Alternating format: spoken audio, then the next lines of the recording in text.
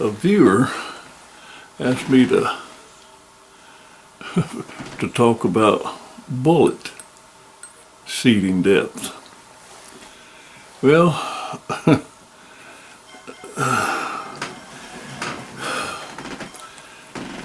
first of all, it depends on what your rifle is. If you've got a magazine rifle that your ammo's got to fit down that magazine, I mean, naturally it's got to fit inside that. But you go to any reputable reload man and they'll give you the maximum overall case length. But on some guns, like Ruger number 1 that I'm working up this 30-06 load for, they're single shot. You don't have to hold to any particular length. You could do that with a bolt action if you want to feed it single shot, which I've done many times for varmint shooting. I'd take a lot of varmint loads and I'd load them all the way out to touching the lands and touching the rifling. So there's a lot of schools of thought on it, and you can go in for just full length 3 sides, just stick your die in your full length 3 sides and down there, run it up full length 3 sides, and take it back to at least factory specs or a little past factory spec. You take it up to that.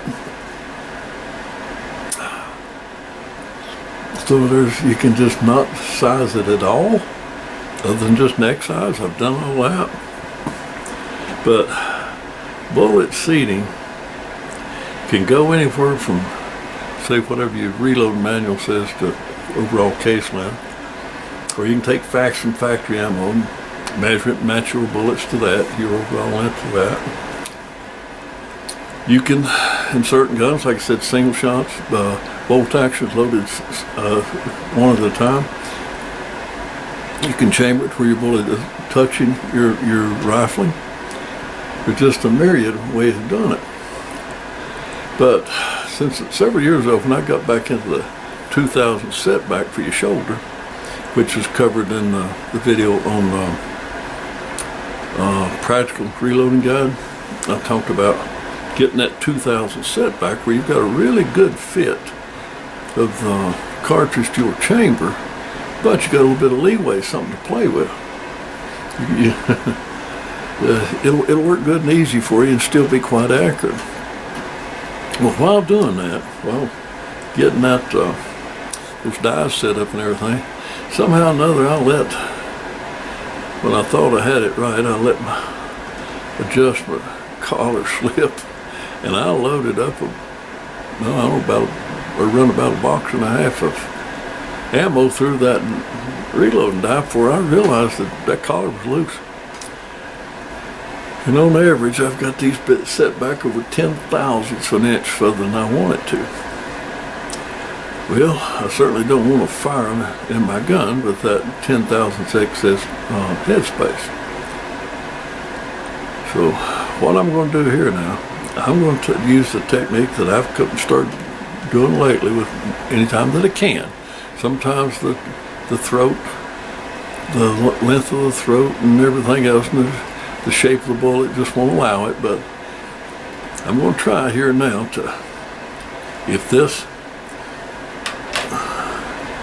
see what kind of a throat length is in that Ruger. And if I can take this 180 grain Hornady Spire Point boat tail, if not, I'll try another bullet. But I'm going to see if I can figure out how to set this bullet back. In this case, 2/1000ths from the rifling, and then this way, if I can get this like I want it, instead of it head spacing here on the shoulder, it's going to actually head space on the bullet. And if I had this to the correct length like I wanted, like the rest of them over here is, I'm going to see if I can resurrect this brass, they would actually head space on both the shoulder and the bullet. But right now, I'm going to see if I can head space on the bullet.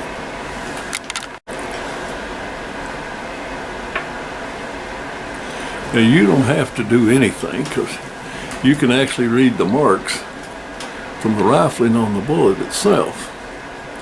But I'm going to, you can put Dykem and you can use anything you want. I'm going to put a bit of ink on this bullet just so I can see where it contacts the rifling better. I'm going to back that bullet seating stem out a good long ways. Then I'm just going to run it up into my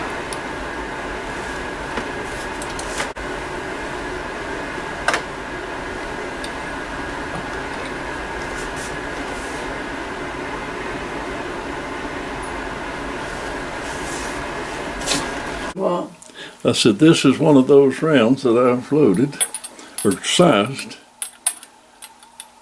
This size wrong. well, And it completely just falls into the chamber like it's supposed to. Now, I've got this one with the bullet seated out about a mile. When I run it up in there, it lacks a long ways of going in the chamber. So it's hitting on that bullet. So now what I want to do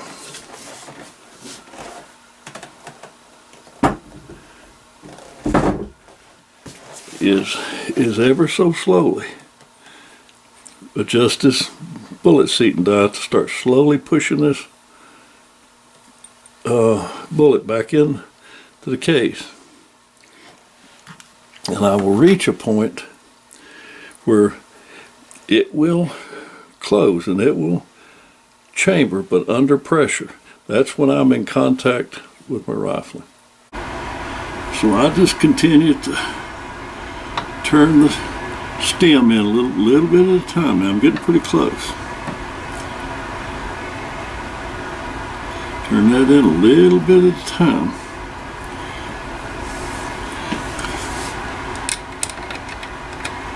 Run it back through. Seat it a little bit deeper.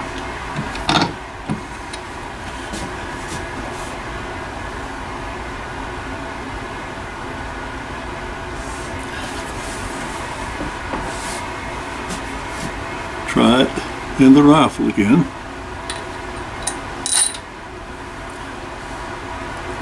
It falls well forward, but it won't.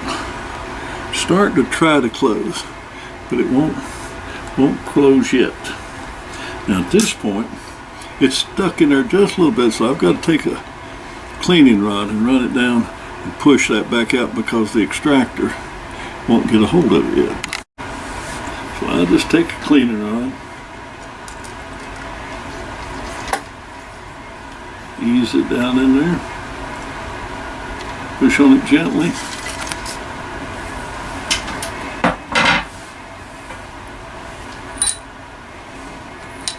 And it releases my cartridge. Now I'm getting close. My adjustment's getting close here. So you want to really take it easy. And it's getting close to where I want it.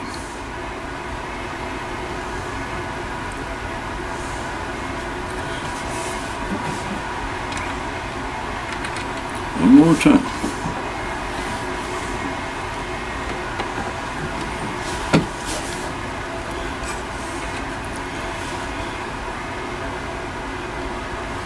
It's going to be getting close.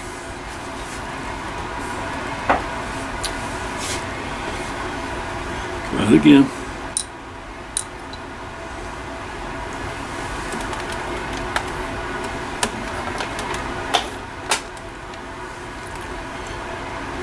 Try it again here.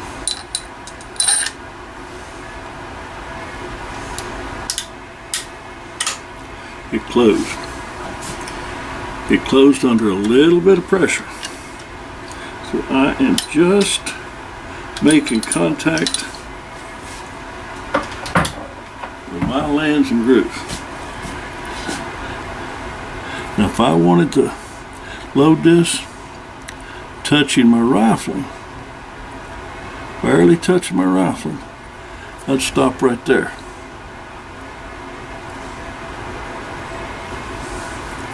That's not what I want. I want that 2,000 clearance.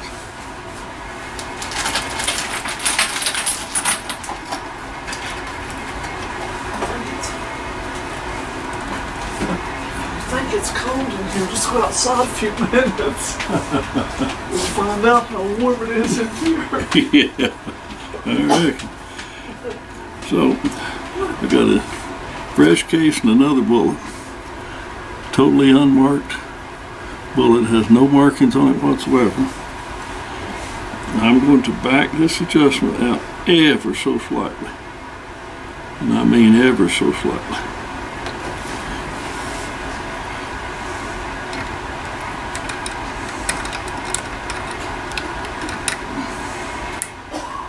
Well, now I'm going to seat this bullet, and when I take it out and try it in that rifle, there should be pretty good contact. Gonna look at my bullet real good. There's no markings on it, and you can see it's seated well out past the candler in it. This is out way too much for to match factory specs. I'm going to just try it in that Ruger again. Ruger has a fairly long throat in it.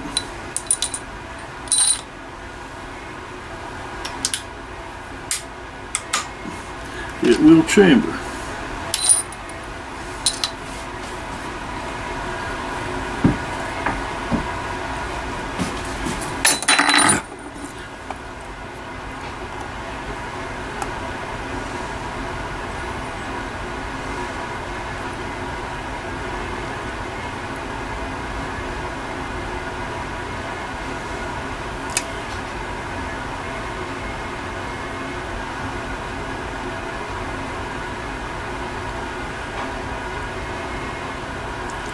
The marks are way back here.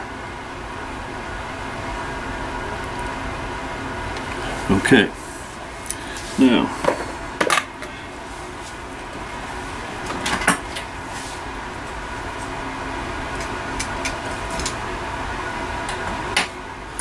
I'm going to take a measurement. See what my overall length is here now.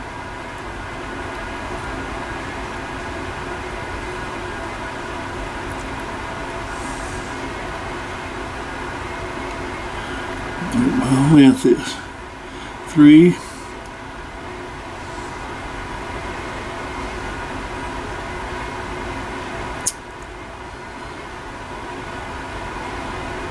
3.333 3.333. See what my other one was.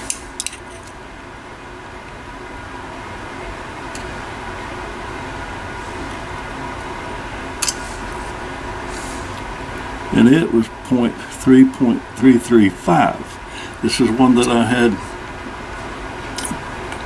seated just a hair deeper than the last one. So I want to take these. This is 0.333.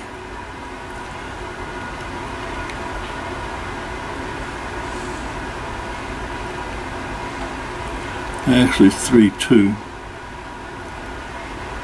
I'm going to take it back to 3.33. Alright. Now this won't take much. You want to be very careful here.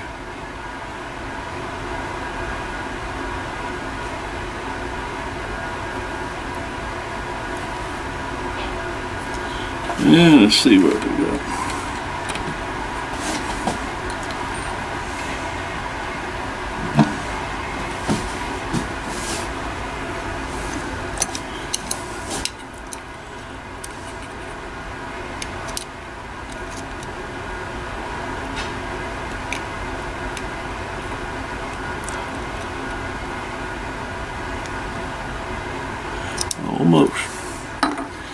Tiny bit more.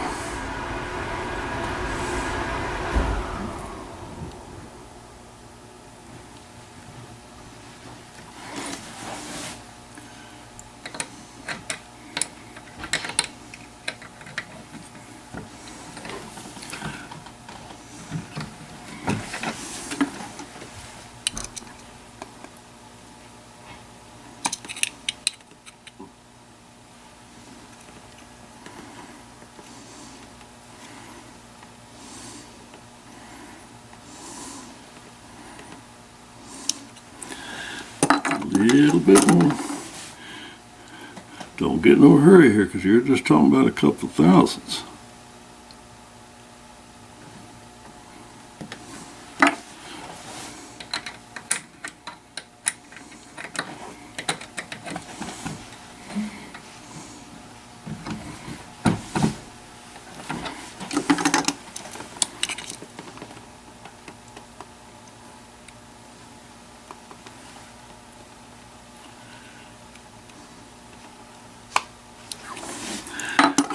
Close, close, close.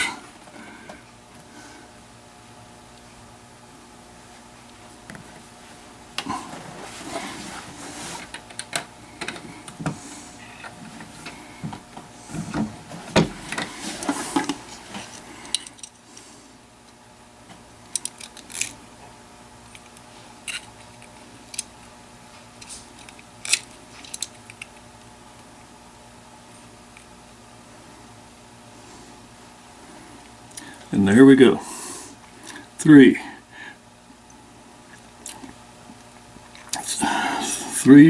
and 330 thousandths. 3.330.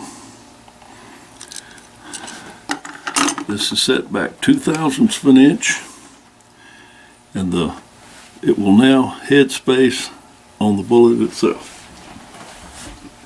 It should close in the Ruger and close easily.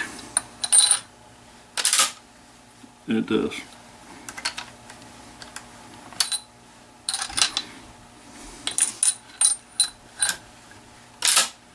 It does. So I now have that 2/1000 setback, but it's on the bullet.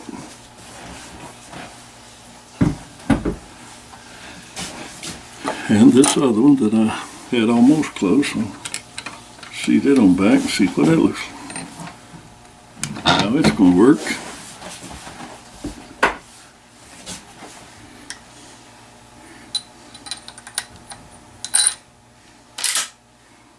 Chambers with a 2/1000ths, a 2/1000 setback on the bullet itself. And as you can see, that's not anywhere near the counter like it would if you were going to size these for factory. Hang on just a second.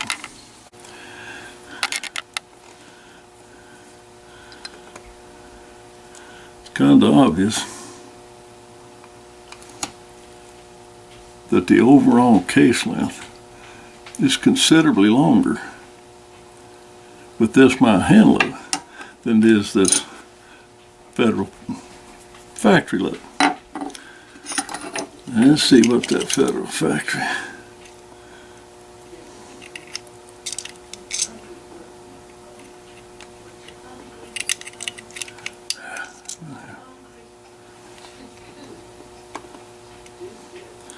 The Federal factory is 3.2, no, 3.1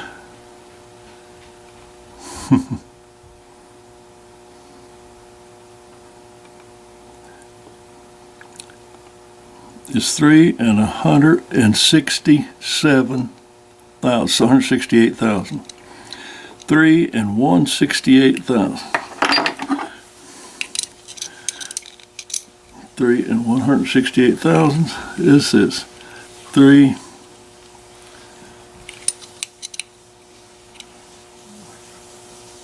and 330 thousandths. 168 thousandths to 330 thousandths. So this is considerably longer, but it matches the chamber in that Ruger. And this bullet, with that depth, gives me a 2,000 setback on my rifling. But that's probably not what the bullet I'm going to use. I'm just doing that for demonstration. Now I've got to come up with what I'm really going to do and start reloading in earnest tomorrow. But that's how you can, another way you can determine your bullet depth. I'm going for a 2,000 setback. This bullet, when it drops in that chamber, it's 2,000ths of an inch. Got 2,000ths of an inch back and forth. So actually I am head spacing. In this case, I am head spacing on the bullet, and I'm 10,000ths off on this particular piece of brass because I shoved the shoulder back 10,000ths too far. So instead of firing this and stretching it like crazy in here,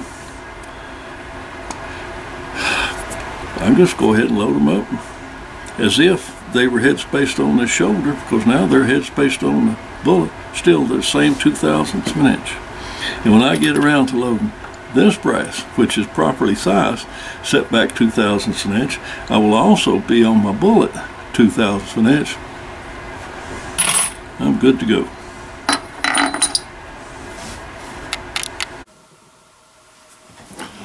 So now, on this 30-06, this Ruger number 1 30-06, I have got my dies set to a 2,000 setback. I pushed that shoulder back 2,000ths of an inch, and for my head space, I've got 2,000ths to work with. But what happens if you've got, what are you going to do if you've got more than one, and you do this, and you got more than one gun in that caliber, and you're going to want to reload for all of them? You got 2 or 3 and you want to reload for all of them. Well, you got a couple of choices. You can go buy a resizing die and set the die to each one of those guns. You can do that. That's rather expensive and really not necessary. I want to illustrate this by going back to, I have 3 303 British Enfields. One from World War I, one from World War II era that are pretty much stock, the way they came. And one is a sporterized version from World War II era. And I might say that's one of my favorite cotton picking rifles. It's kind of crude looking, but boy, it balances good, it carries good. It's a good gun. The old Enfield's an awesome rifle. But anyway, I've got 3 up. And when you fire them, you fire around in the chamber, then you take it out and you measure each one of those. There is a 25,000ths of an inch difference from the one with the shortest headspace measurement to the longest. So what I did, I take the one that's got the shortest chamber, the shortest, you're going to set it to the shortest dimensions.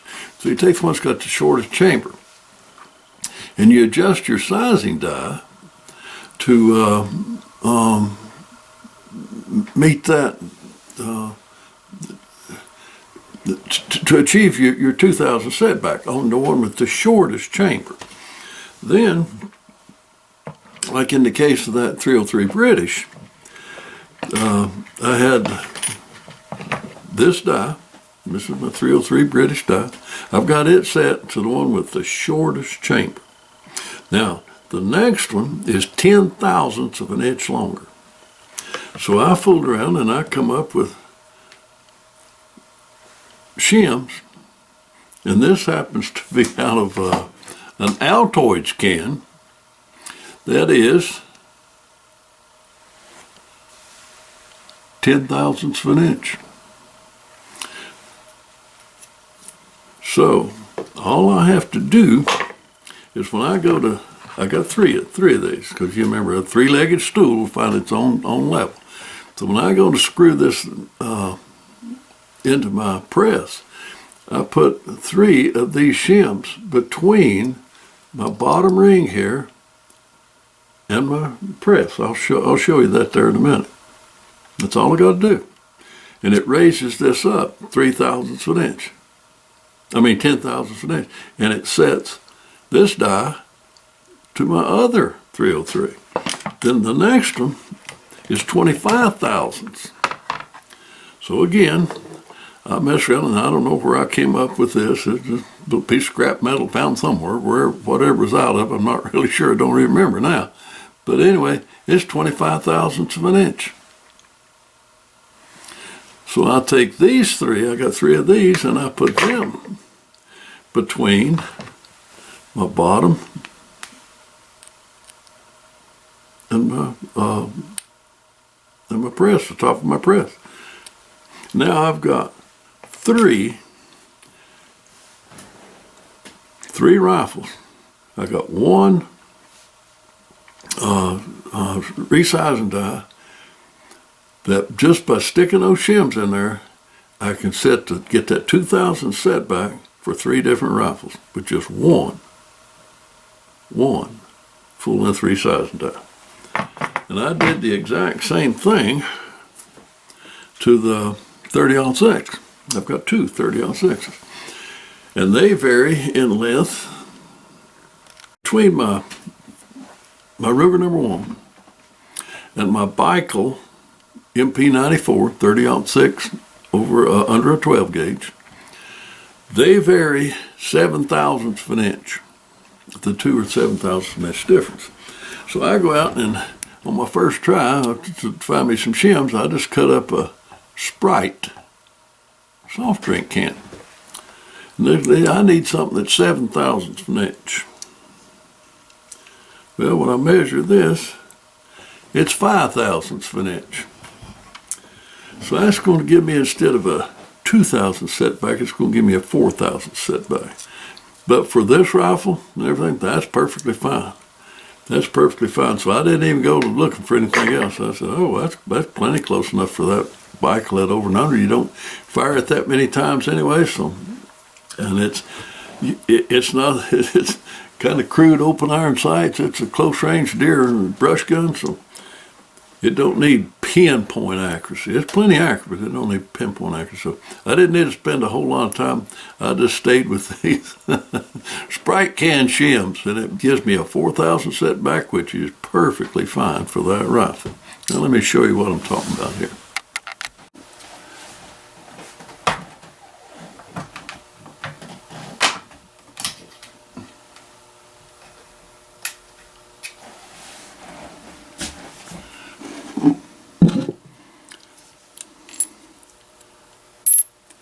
So now my die is set here for the shortest chamber. Now I want to set it for a gun that has a little bit longer setback. I just get the right shims of the right thickness, and you just put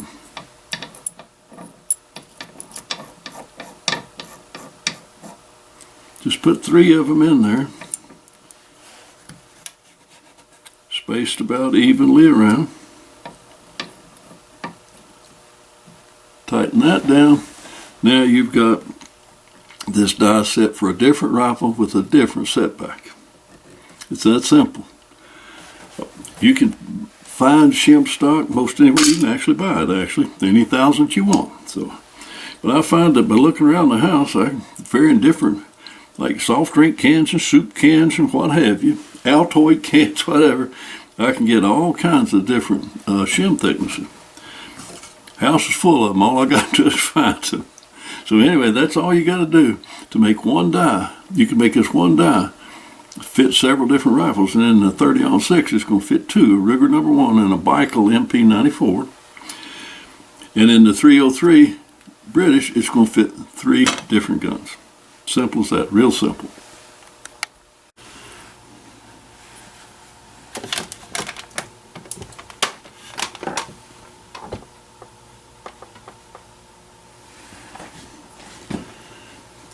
So I'm going to start load development for these two rifles. The first thing, of course, I'm going to do is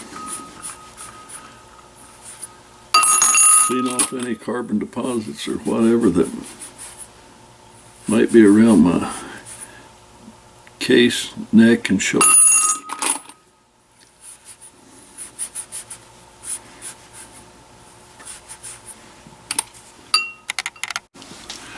So now that I've got them all sized, I mean not sized, but the carbon cleaned off the neck of them, now I'm going to anneal them all.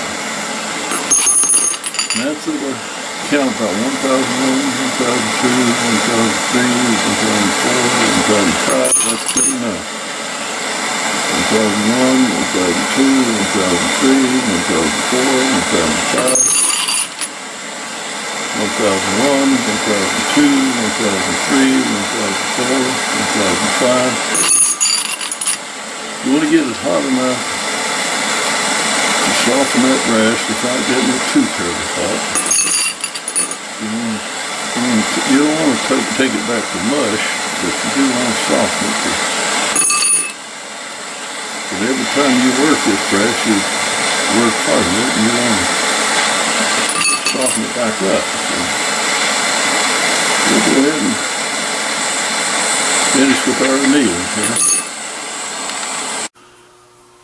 So now I've gotten the carbon deposits off the outside of my case, neck, and mouth, and shoulder and area, and I've annealed it. Now I'm going to get those carbon deposits out of the inside of that neck, because that's what's going to cause the expander ball to stick. So I'll take a plastic or nylon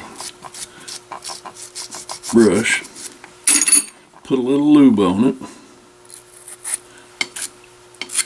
and then run it in and out of that case about 3 times to make sure that I've got all that carbon out. And put a little bit of lube on the inside of that neck. Make sure that expander ball does not get stuck.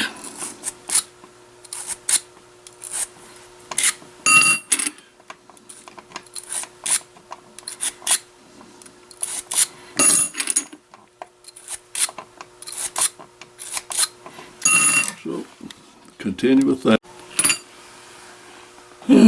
So now we're about finished with this.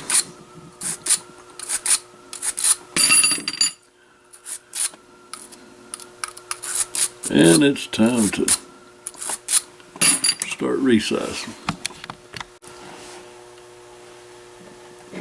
Now I'm going to start the resizing process, and I want to take what I'm using here is the Hornady Unique lube. I get a little bit on my fingers, and I want to rub it a light coat over the body of the case. Do not get any on the neck and shoulder at all.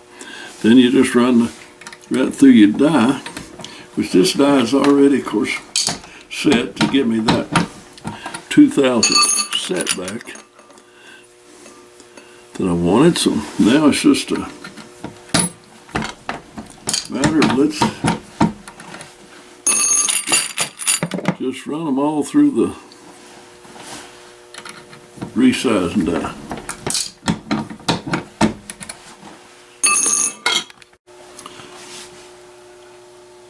Now I've got to trim the cases to length, and I have in my box of dies, I've got a case that is the exact length that I want. So I'm just going to stick it in my case trimmer. I know that it is because that's the last one I use, but I'm just going to stick it in my case trimmer. Make sure that my trimmer is set to the length that I want, and it is. So I'll put this back in my die box. Then I will simply proceed to trim them all to length.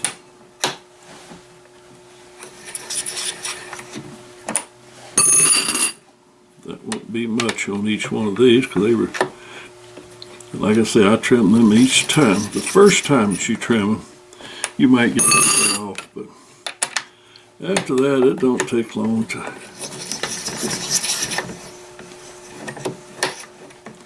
do your trim.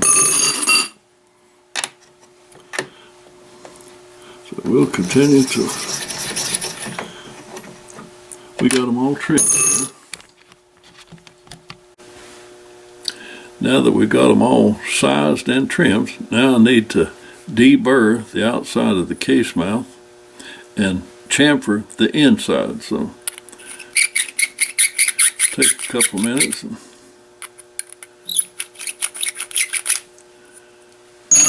get that little chore done.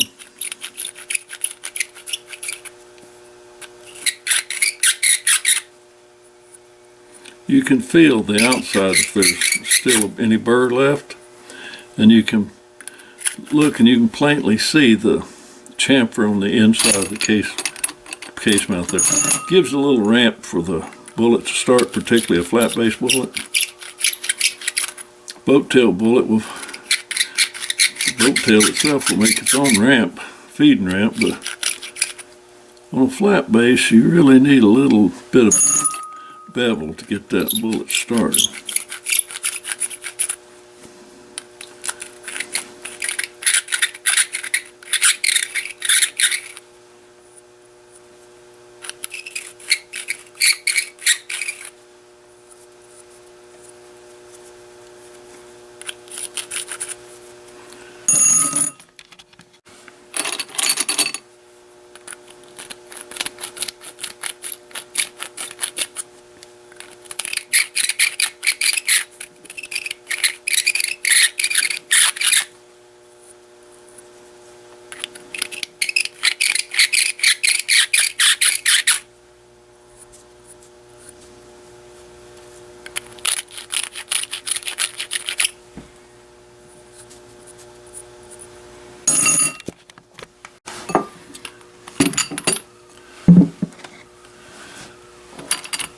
Now that we've got them all trimmed,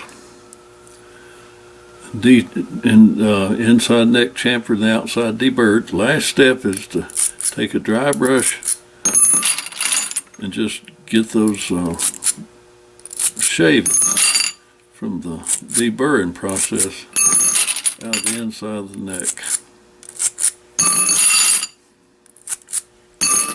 Won't take much.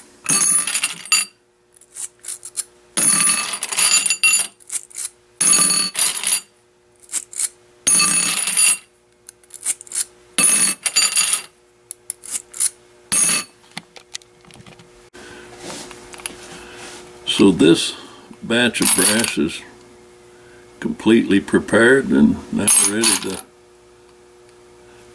to start the reloading process and determining the load for this rifle and start getting it zeroed, both with iron sights and scope. Talk soon.